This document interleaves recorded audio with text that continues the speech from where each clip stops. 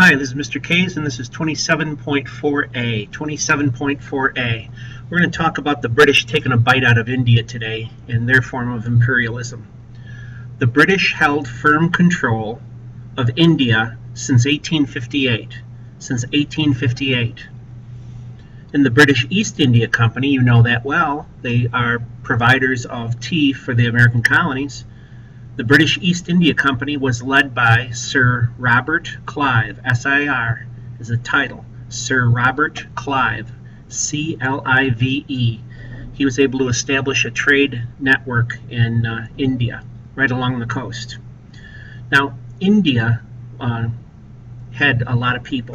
Britain did not have as many people as they needed to come over and keep law and order. So Britain employed sepoys. Sepoy is an Indian soldier working for the British. Indian soldiers working for the British.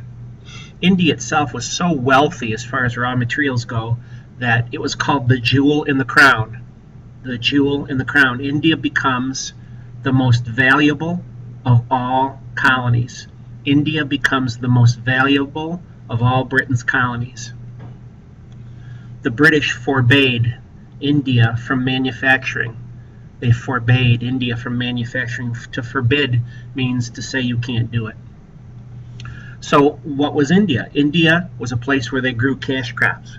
Cash crops were exported to England. Cash crops were exported to England.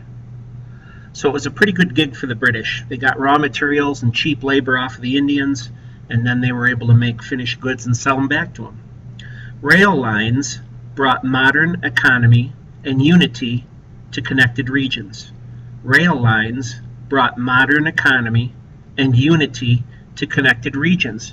India was a vast place, and now by railroad tracks you can bring India closer together.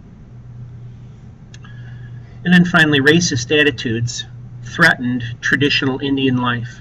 Racist attitudes threatened traditional Indian life.